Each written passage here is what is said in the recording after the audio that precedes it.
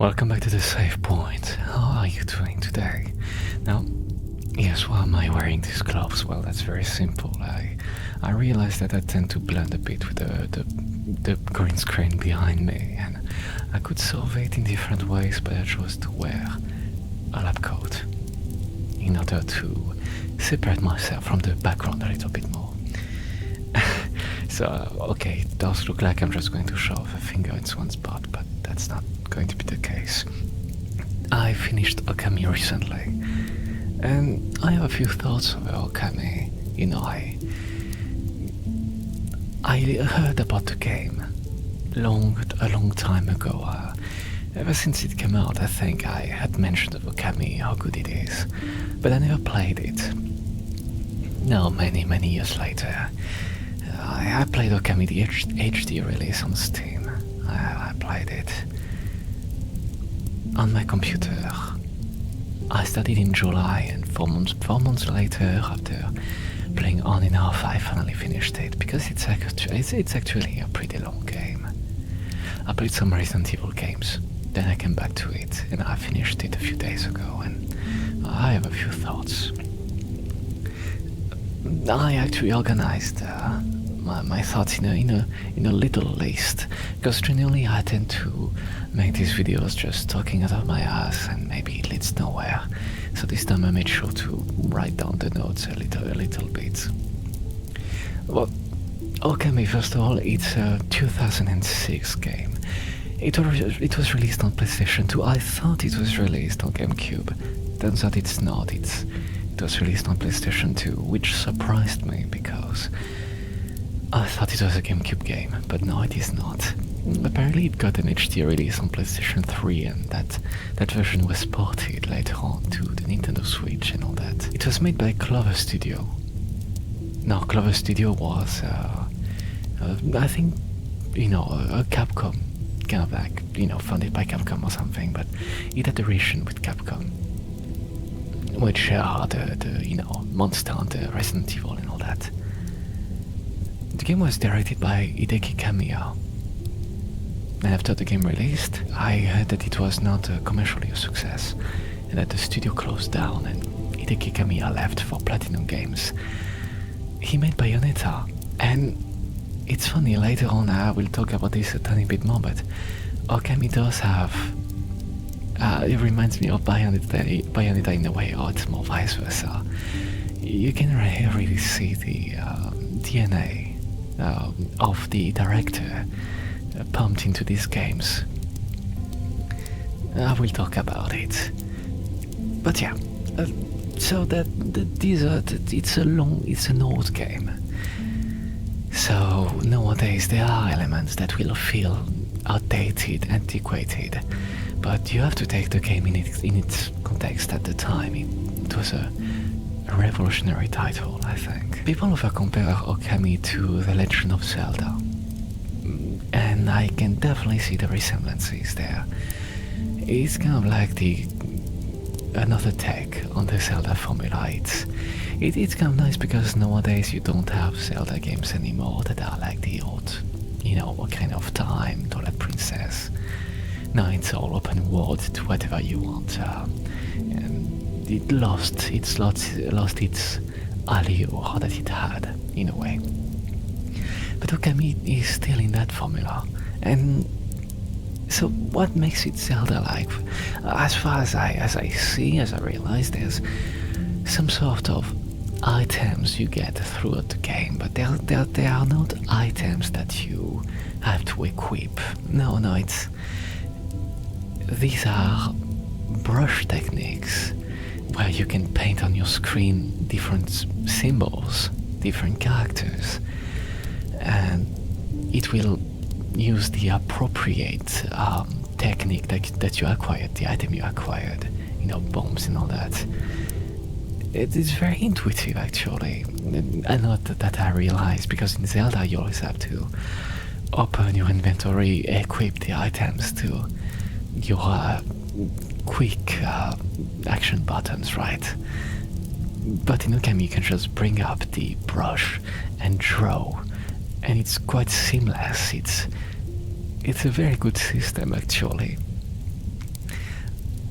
there are some dungeons with some unique theming too, and some puzzles.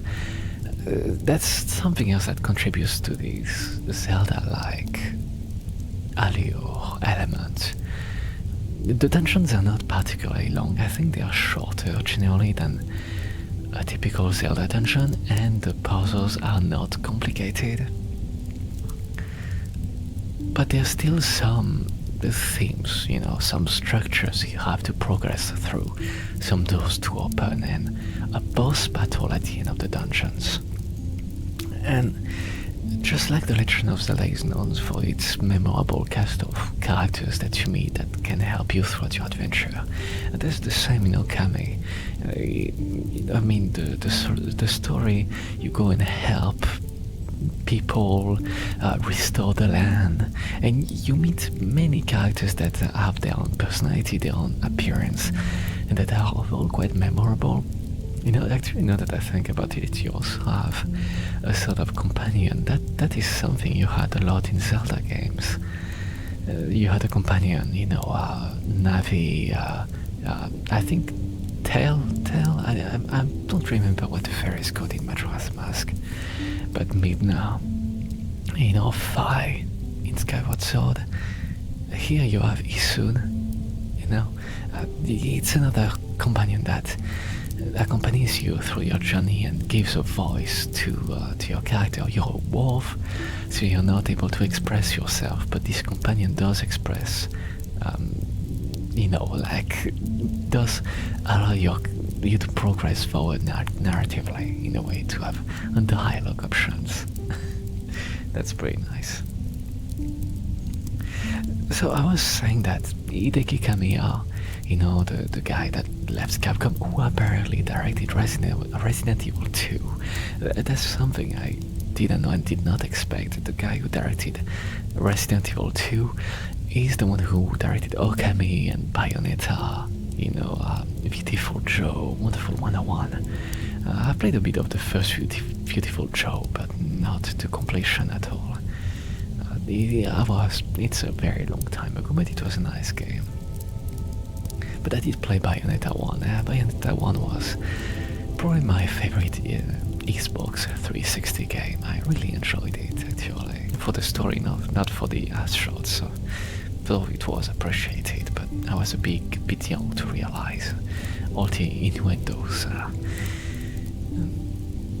I did enjoy the story of Bayonetta, and the boss battles and the spectacle of it.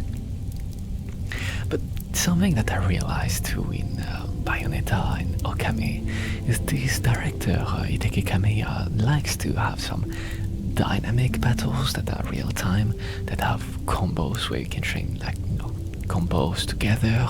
Though it's a lot simpler in Okami. In Okami it tends to be more of a simple button combo, though you can use a sub weapon that you can mix into your combo, so you can do some combos there. Obviously the system is enormously expanded in Bayonetta, which now makes me realize there's also an arsenal of weapons you can use in Bayonetta, which is the same in Okami.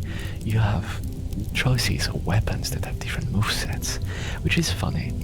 There's something in Zelda that you have your sword, right? And it's a very simple battle system. In Okami, it's a lot more expanded. I would say it's a lot more involved, and you do get money from defeating enemies, and you can. There's quests and all that, but it's nice. But something else that I think the director does throughout his games is have light-hearted moments, a light-hearted tone, but there's also some very serious moments, but they're like, in Okami, it's going to be very quirky and funny, but there's also going to be some shocking moments that I did not expect happened in the game. I'm not going to spoil anything, but it's, should I spoil anything? Oh well, there are some, unlike The Legend of Zelda, which tends to be quite family friendly, right? You never see kind of like bad things happen, generally. No one dies, I think, except the enemies. In Okami, you do have people that do die, that are not monsters, and that was pretty shocking to me. But at the same time, should I have been shocked? Bayonetta has also light-hearted elements, but also some, some more serious ones. So I thought that was rather nice. I keep comparing Okami and Bayonetta because the games do share the DNA deep down. I mean, Bayonetta is not a Zelda game, it's a lot more linear and straightforward. In Okami, sure, it's linear, but you can backtrack, you can explore the entire world, and you can go back and use the brush techniques, items that you acquire to open new paths or get some secrets in previous areas, which is another aspect that may make it a bit Zelda-like. But what makes Okami kind of unique, something I've never seen done in another game, is the celestial brush, the items, right? The brush techniques. You bring out, click a button, and it brings out a painting over your screen, and you can draw with your stick, calligraphy, these symbols that do make things happen in your gameplay, whereas it is just environmental techniques that allow you to move fire around or water, or like interact with different elements on screen, or just battle techniques, slashing your enemies, or advanced secret techniques that you can unlock through side quests that allow you to like do big attacks in battles, that track enemies. It's something I've never seen done in another game like this, drawing on your screen to make things happen. I've never seen that outside Okami. Maybe it's just I didn't play enough video games, but this is something that was really nice and unique. Another element here, like the art style, right? The calligraphic style. Things are moving, made out of ink. There's a paper texture that you can tweak, whereas if you want a strong texture or a lighter texture on the screen, right, on the different elements of the game, I chose to keep it lighter because that's just how I like it. I like things to be a bit cleaner per se. But I did really enjoy the fact that you could see like the outlines of elements that would be made out of ink, that would be kind of like moving, like flowing ink. It was very beautiful. I enjoyed it quite a lot. And the Wind Waker is something that would come the closest, I think, to the art style of Okami. But yet, I think Okami has an even more stylized style than the Wind Waker, even though they share kind of like the same sort of thought behind it, but it's a lot more, or should I say, not typical, but cultural, the way Okami is presented, which makes sense. It's all about ancient Japan and its religious aspects and the gods, Amaterasu and all this. The character that you do control is a wolf, but not just a wolf. It's the avatar of Amaterasu, the sun goddess. It's not a spoiler. It's direct. It's pretty much shoved in your face directly. Something that is very unique with Okami is that narratively, it feels like it's a bit like 3 games in one. There's 3 story arcs. If you think about it, like it's like, you have this antagonist, and you go through the arc and you beat it, and then you think, am I done with the game? And you realize, no, wait, there's a sort of new antagonist that builds up on the previous one, and there you explore new locations and vanquish that one. Wait, there's even something further, and your adventure continues, and you keep discovering more about yourself.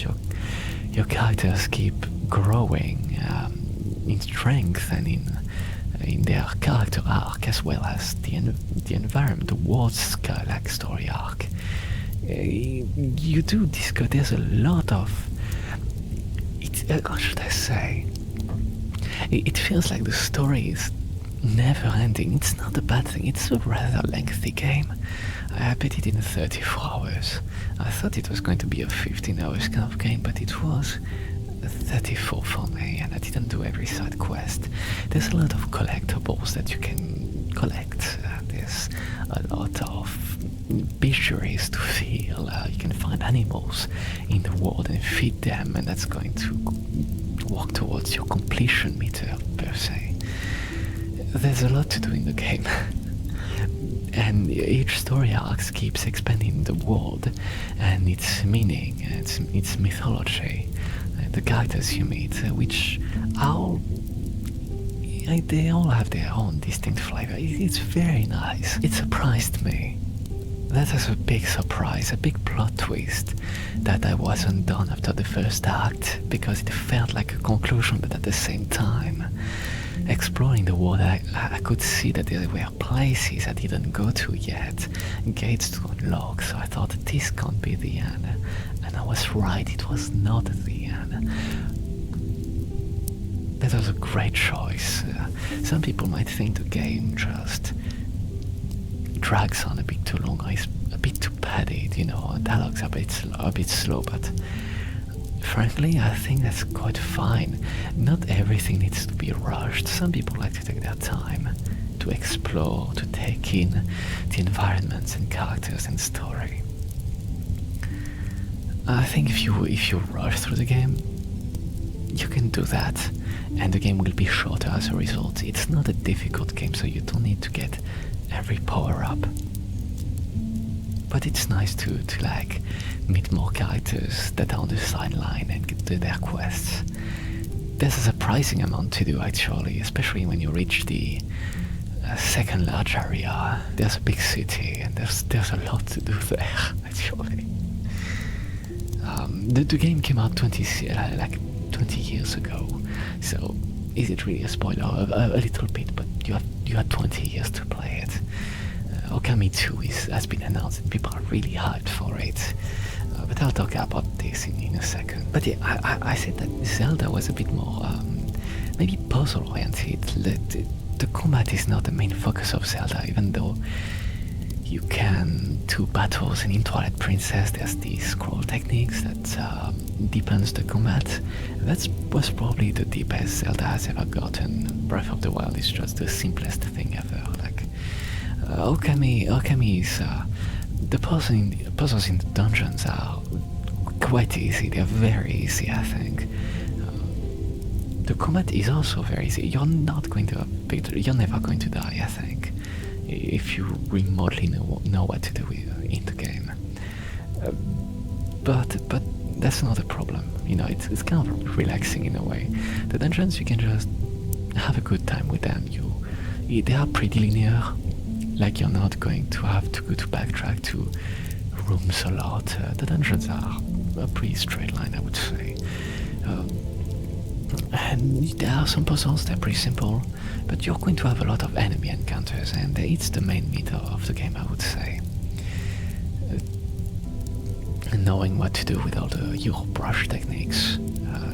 Now that I think about it, is Zelda particularly difficult puzzle-wise? I would say maybe sometimes, but at the same time, maybe not. Actually, maybe it's... now that I think about it, maybe it's roughly similar puzzle-wise. Just OKAMI's dungeons are a bit less maze-like, and they're a bit shorter generally, I would say. But the boss battles of OKAMI are generally, I think, a bit better than the Zelda ones, due to the fact that combat is more involved in OKAMI. After the game, it was a success, not in sales, but in what it like was. And I can definitely see this. Like, of course, nowadays, I like games to be a certain way, but I like to look at games through the lens of history, through the lens of the context in which they were played or came out. And I can definitely see that at the time, this was, I think, probably the most revolutionary title there was on PlayStation 2 or GameCube. But at the time, it's something that really separated itself from the rest. And I appreciate it immensely for that. And Okami 2 got announced at the Game Awards 2024. I couldn't stop looking at the reactions of people in utter shock or squealing, squeaking, crying, shouting, because they're so fucking happy that Okami is coming back. Because Hideki Kamiya has made a new studio, his previous one, Clover, closed down. So he made Clovers, and now they're working on Okami 2, thanks to the fan. He said it himself, if there was not an outcry for the fans for 20 years to get a new Okami game, it wouldn't have happened. But thanks to the dedicated fanbase of Okami, the game is being made. And they want to really make this the best game they can, of course, but also to the vision that they had. You know, they had limitations on the PlayStation 2, and they said that now with today's technology they can finally do what they wanted. So I am really curious to see what the sequel to Okami is going to be. I think it's going to be a really polished product, you know. That's my hope, at least. Apparently Okami was the first part of a story that he wanted to tell, so Okami 2 will be the second part, the whole story. I wonder if it's going to be great. Like the first game kind of leaves you wanting more. For 20 years people have been wanting this, and now they are getting it. They are finally going to what the ending was leading to. That's going to be so fantastic. I wonder if they're going to keep the same art style, but probably they are going to keep the same art style. I wonder how beautiful this is going to look. I can't wait to see what they're cooking for the game per se. Anyway, if you've played Okami, maybe you want to tell me what are your opinions about the game. I think it's a wonderful product. I think it's a wonderful game. It's an important game, and it's great that it's getting the recognition it deserves. Alright, your progress is saved. I'll see you at